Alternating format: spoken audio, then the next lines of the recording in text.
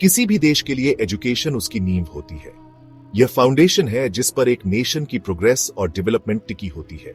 Education न केवल knowledge और स्किल्स प्रदान करता है, बल्कि यह वैल्यूज, एथिक्स और कल्चर को भी आगे बढ़ाता है। यही प्रोग्रेस का रास्ता बनाती है और समाज को एक बेहतर दिशा में ले जाती है।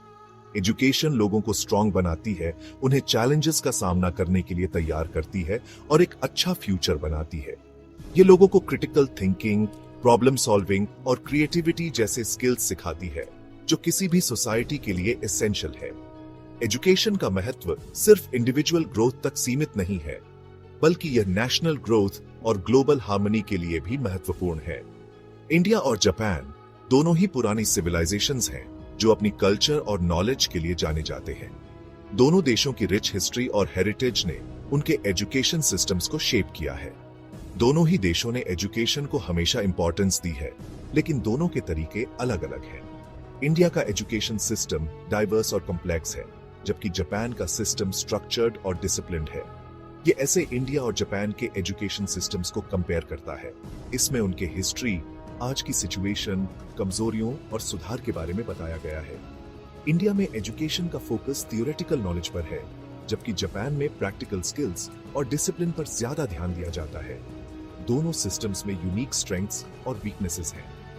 दोनों देशों के एजुकेशन सिस्टम्स को समझकर हम एक दूसरे से सीख सकते हैं और अपने अपने देशों में एजुकेशन को और बेहतर बना सकते हैं। कल्चरल एक्सचेंज प्रोग्राम्स और कोलैबोरेटिव प्रोजेक्ट्स इस दिशा में महत्वपूर्ण भूमिका निभा सकते हैं।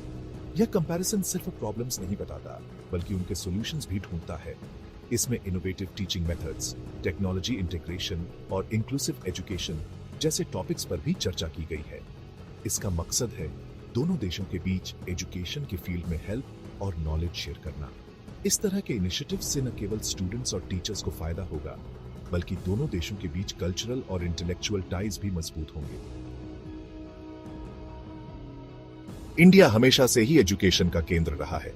नालंदा और तक्षशिला जैसे यूनिवर्सिटीज पूरी दुनिया से स्टूडेंट्स को अट्रैक्ट करते थे। वेद, उपनिषद और गीता जैसे ग्रंथ इंडियन नॉलेज और फिलॉसफी को दिखाते हैं। आजादी के बाद इंडिया ने एजुकेशन में बहुत प्रोग्रेस की है। ज्यादा लोग पढ़े लिखे हैं और एजुकेशन सब तक पहुंचने लगी है। सरकार ने सर्व शिक्षा अभियान और राष्ट्रीय माध्यमिक शिक्षा अभियान जैसी स्कीम्स भी शुरू की है। फिर भी इंडियन एजुकेशन सिस्टम के सामने बहुत सारे चैलेंजेस हैं। इंडियन एजुकेशन सिस्टम में बहुत सी कमियां हैं। रटने पर जोर, प्रैक्टिकल नॉलेज की कमी और टीचर्स की कमी कुछ बड़ी प्रॉब्लम्स है। स्कूल्स और कॉलेजेस की कमी खासकर गांवों में एजुकेशन की क्वालिटी को कम करती है। इसके अलावा एजुकेशन सिस्टम में इनइक्वालिटी भी है। गरीब फैमिलीज और गांवों के बच्चों को अच्छी एजुकेशन नहीं मिल पाती। इन कमियों की वजह से इंडिया में एजुकेशन का लेवल अभी भी उतना अच्छा नहीं है जितना होना चाहिए। सेकेंड वर्ल्ड वॉर के बाद जापान ने अपने एजुकेशन सिस्टम को पूरी तरह बदल दिया। उन्होंने वेस्टर्न कंट्रीज से सीखा और एक ऐसा सिस्टम बनाया जो डिसिप्लिन, मेहनत और देशभक्ति पर बेस्ड था। जापान में एजुकेशन को बहुत महत्व दिया जाता है। पेरेंट्स अपने बच्चों की पढ़ाई में बहुत इंटरेस्टेड रहते हैं और टीचर्स का बहुत सम्मान करते हैं। Section 5 Japanese education system, discipline, dedication and excellence। Japanese education system अपनी स्ट्रिक्टनेस और डिसिप्लिन के लिए जाना जाता है। स्टूडेंट्स से एक्सपेक्टेड होता है कि वो बहुत ध्यान से पढ़ें और मेहनत करें। प्रैक्टिकल नॉलेज और अच्छे वैल्यूज पर भी बहुत जोर दिया जाता है। जापानीज स्टूडेंट्स मैथ्स, साइंस और टेक्नोलॉजी जैसे सब्जेक्ट्स में बहुत अच्छा परफॉर्म करते हैं। Section 6 दो संस्कृतियां, दो नजरिए, तुलनात्मक विश्लेषण। इंडिया और जापान के एजुकेशन सिस्टम्स में बहुत डिफरेंसेस हैं। दोनों देशों की शिक्षा प्रणाली अपने अपने तरीकों से छात्रों को तैयार करती है। जहां इंडिया में रटने पर जोर दिया जाता है, वहीं जापान में प्रैक्टिकल नॉलेज और खुद सोचने पर ज्यादा ध्यान दिया जाता है। इंडियन स्टूडेंट्स अक्सर एग्जाम्स के लिए फैक्ट्स और फिगर्स याद करते हैं, जबकि जापानीज स्टूडेंट्स प्रोजेक्ट्स और एक्सपेरिमेंट्स के माध्यम से सीखते हैं। इंडिया में एजुकेशन ज्यादातर बुक्स तक ही सीमित है, जबकि जापान में ज्यादा फोकस प्रैक्टिकल चीजों पर होता है। इंडियन स्टूडेंट्स को थियोरेटिकल नॉलेज पर ज्यादा एम्फेसिस दिया जाता है, वहीं जापानीज स्टूडेंट्स को रियल वर्ल्ड एप्लीकेशंस के जरिए सिखाया जाता है।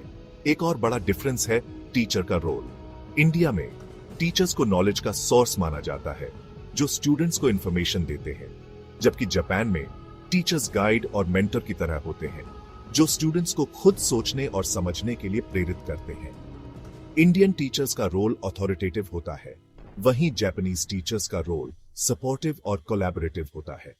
दोनों देशों की शिक्षा प्रणाली में ये डिफरेंसेस स्टूडेंट्स के लर्निंग एक्सपीरियंस को अलग अलग बनाते हैं।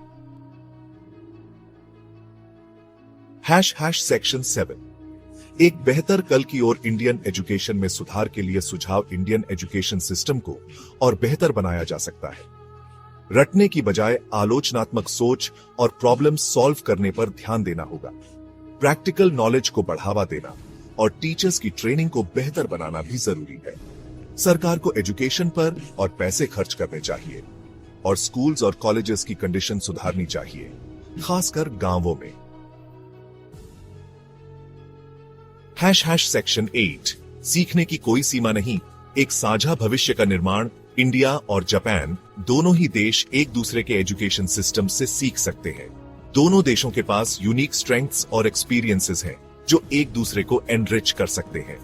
इंडिया जापान से डिसिप्लिन, मेहनत और प्रैक्टिकल नॉलेज के इंपॉर्टेंस के बारे में सीख सकता है। जापान का एजुकेशन सिस्टम स्टूडेंट्स को प्रैक्टिकल स्किल्स और डिसिप्लिन सिखाने में बहुत अच्छा है, जो इंडिया के स्टूडेंट्स के लिए भी बहुत फायदेमंद हो सकता है। वहीं जापान इंडिया से नॉलेज की पुरानी परंपरा और क्रिएटिविटी को बढ़ावा देने के तरीके सीख सकता है। इंडिया का एजुकेशन सिस्टम क्रिएटिविटी और होलिस्टिक डेवलपमेंट पर जोर देता है, जो जापानीज स्टूडेंट्स के लिए भी बहुत इंस्पायरिंग हो सकता है। एजुकेशन के फील्ड में दोनों देशों के बीच हेल्प और नॉलेज शेयर करने से दोनों देशों के लोगों को फायदा होगा और एक अच्छा फ्यूचर बनेगा। जब दोनों देश मिलकर काम करेंगे तो स्टूडेंट्स को ग्लोबल पर्सपेक्टिव मिलेगा और वे एक दूसरे की कल्चर्स और ट्रेडिशंस को भी समझ पाएंगे।